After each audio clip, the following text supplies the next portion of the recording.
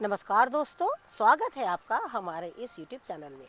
दोस्तों, जैसे कि आप देख रहे हैं इस वक्त हमने पूरी ब्रोकली की स्टेम निकाल रखी। हमने जगह जगह पर इनकी हार्वेस्टिंग करी थी और स्टेम को हमने इसी तरीके से छोड़ दिया था। जानते हैं क्यों? क्योंकि ठंड के दिनों में बहुत सब्जियां हो रही थी और उस समय उन सब्जियों से हम स्टॉक निकाल रहे थे। लेकिन अब जैसे गर्मी आ गई है, गर्मी में कुछ ऐसे वेजिटेबल्स जो हमारे गार्डन में कम हो गए हैं और अब हम जो है इनके स्टेम का यूज़ करके इनसे स्टॉक्स निकालते हैं। लेकिन चलिए, अभी भी हमारे गार्डन में कुछ ऐसे वेजिटेबल्स हैं जो विंटर में होते हैं, लेकिन अब तक हम उनका गर्मियों में भी आनंद ले रहे हैं। और ये ब्रोकलीज आप देख रहे हैं कि किस तरीके से काफ़ी अच्छी हुई है। लेकिन अब जो है गर्मी आ गई है और गर्मी के साथ ही मुझे कुछ वेजिटेबल्स इसमें लगाने हैं और कुछ मैंने लगा दिए हैं। उनको ध्यान में रखते हुए अब मैं इन्हें बिल्कुल जड़ से निकालना चाहूँगी। और आप देख सकते हैं कि ब्रोकली जो है इस गर्मी में भी कितनी अच्छी हो रही है।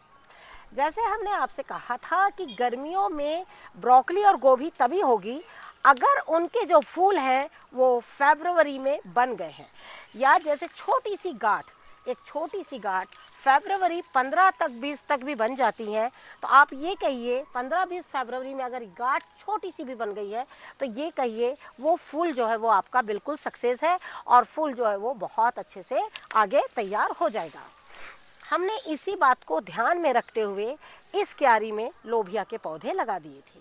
इसके ऊपर में भी हमने वीडियो शेयर किया हुआ है, आप अभी भी लोबिया के पौधे बिल्कुल लगा सकते हैं। इसी में हमारी कुछ बीन्स है, जो बीन्स आपको बताना चाहेंगे कि मार्च और अप्रैल में बीन्स जो है वो बहुत अच्छी फलती है। ऐसे ही क्यारियों में हमने जहाँ तहाँ बीजों को बिल्कुल लगा रखा था और आप देख सकते हैं इसी में हमारी कुछ ब्रोकलीज हैं, अभी भी कुछ ब्रोकली बची हुई है। अगली चीज़ बताना चाहूँगी वो है हमारी ये बंद गोभी।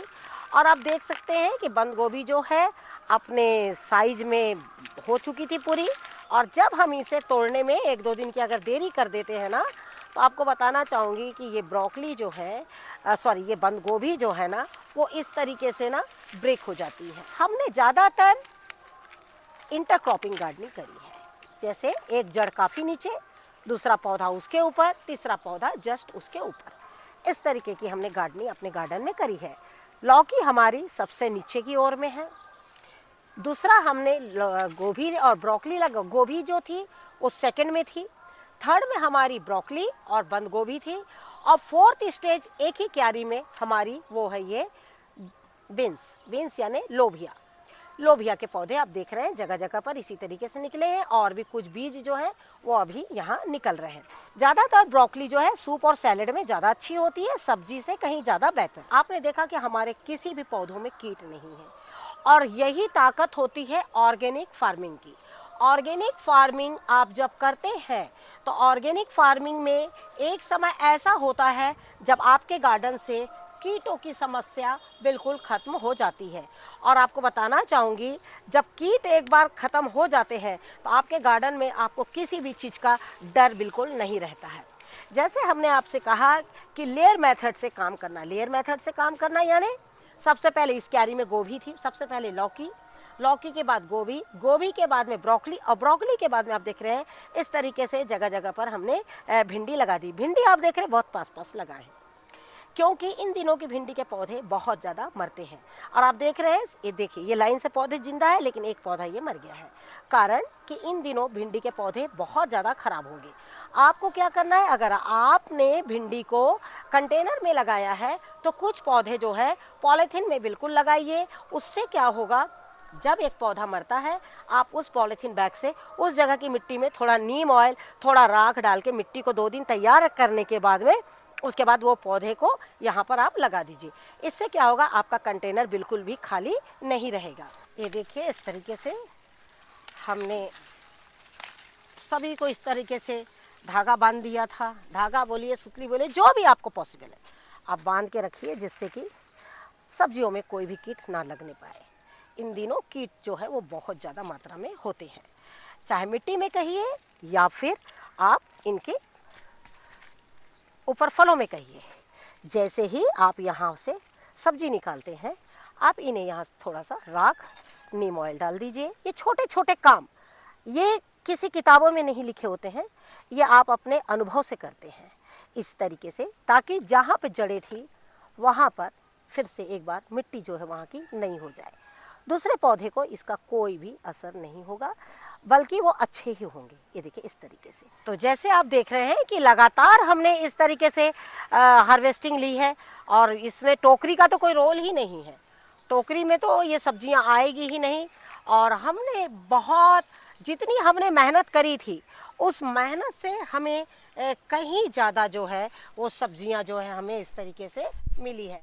और आप देख सक रहे हैं कि लगातार हम इसी तरीके से हार्वेस्टिंग आप लोगों को बता रहे हैं। हार्वेस्टिंग हम तभी बताते हैं जब हम मिट्टी पर बहुत अच्छा काम करते हैं।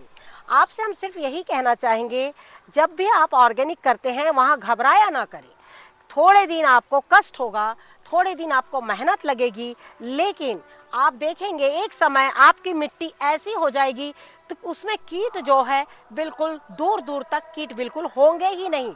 और आप यकीन नहीं करिएगा, आप हमारी तरह गार्डनिंग करिए और आपको पता लग जाएगा कि हाँ सच में कीट नहीं होते हैं। और अगली चीज़ है हमारे, वो है टमाटर। और टमाटर आप देख सक रहे हैं कि कितने अच्छे हुए हैं। और हम हालांकि इसमें से बहुत से टमाटर ऐसे हैं जो पक्षी खाते हैं, आपको मैं दिखाना चाहूँगी। ये देखिए, और इन्हें मैं रहने देती हूँ, वो वापस आते हैं। कई बार तो उन्हें जब नहीं मिलते हैं ना पके टमाटर, तो वो उसी को खा लेते हैं। लेकिन अगर उन्हें गार्डन में ताज़े नए मिल गए पके हुए टमाटर, तो फिर वो पुराने टमाटरों को नहीं खाते हैं। लेकिन आपसे मैं बोलना चाहूँगी कि क्या आप टमाटर में बहुत ज़्यादा चूना तो नहीं डाल रहे हैं? बहुत ज़्यादा चूना भी डालने से टमाटर जो है वो ख़राब हो जाते हैं, इसीलिए इनकी सही मात्रा डालना बहुत ज़्यादा ज़रूरी है। साथ ही बोलना चाहूँगी, टमाटर कई बार ऐसा होता है एक डाल में एक पकता है, हालांकि बड़े सब एक साथ होते हैं, लेकिन एक पकेगा और एक नहीं पकेगा। उस वक्त आपको क्या करना है, इनमें जो आप सफ़ेद ये छिड़काव देख रहे हैं, ये चूने का छिड़काव है। जब आप इनमें चूने का छिड़काव करेंगे तो आप देखिएगा आपके सारे टमाटर जो है ना वो बिल्कुल एक समान पकेंगे और वो बिल्कुल सूखे हुए नहीं रहेंगे, बहुत हेल्दी रहेंगे। लेकिन रहेगी बात जड़ों की, कि आपकी तरफ अगर बहुत ज़्यादा गर्मी आ गई है तो जड़ों में चूना बहुत ज़्यादा मात्रा में ना डालें, उसकी मात्रा थोड़ी सी कम करें। साथ ही आपको बोलना चाहूँगी कि अगर आप गोबर की खाद डालते हैं तो गोबर की खाद को बिल्कुल शाम के टाइम पे डालें, या फिर उन्हें बिल्कुल भोर भोर में डालें। उससे क्या होगा, टमाटर के पौधों को कोई नुकसान नहीं होगा। लेकिन अगर आप इसे तेज धूप में अगर आप खाद डालेंगे तो आपके पौधे जो है वो बिल्कुल ख़राब हो सकते हैं। और ये देख सक रहे हैं आप कि किस तरीके से सारे टमाटर जो है वो बिल्कुल पकने के लिए तैयार है। आपने एक चीज़ देखा होगा कि अभी हमने वहाँ से जब हार्वेस्टिंग करी तो उसमें देखा आपने कि इस तरीके के चेरी टमाटर भी निकले। आपने देखा ये चेरी टमाटर भी वहाँ से निकले। अब ये टमाटर क्यों निकलते हैं?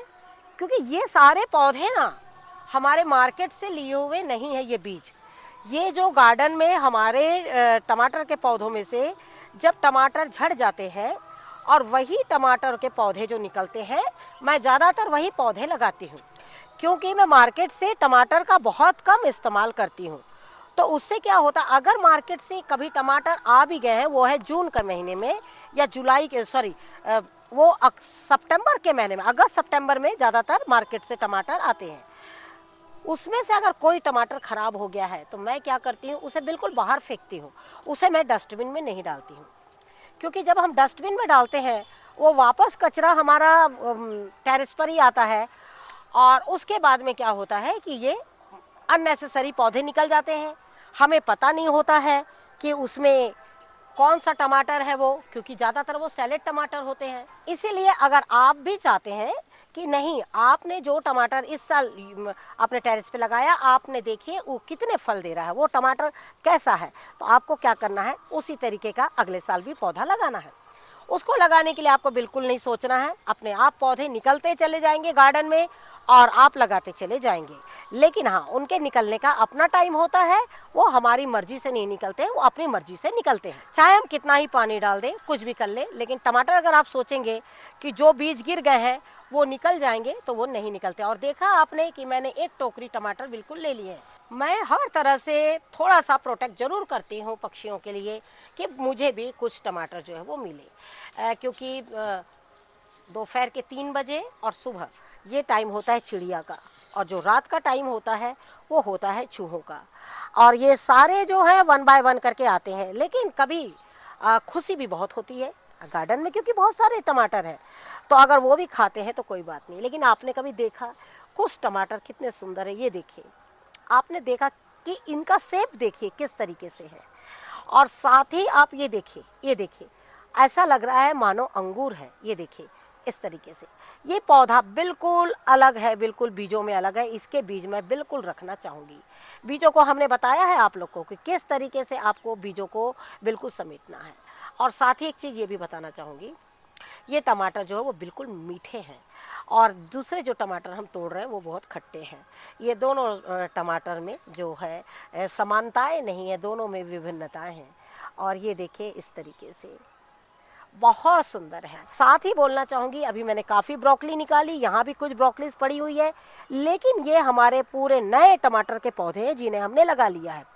अब हम इनमें खाद डालेंगे, क्योंकि अब तक के मैंने इसमें खाद नहीं डाला है, क्योंकि कुछ मैंने ब्रोकलीज के पौधे इस तरीके से छोड़ दिए थे जिसे मैंने निकालना बहुत ज़्यादा ज़रूरी है। अब इनको मैं निकालूंगी और ये टमाटर के पौधे जो है वो बहुत अच्छे ग्रोथ कर जाएंगे। अगली चीज़ है हमारी हरी मिर्च, और आपको बोलना चाहूँगी, क्या आप हरी मिर्च के बारे में जानना चाहते हैं?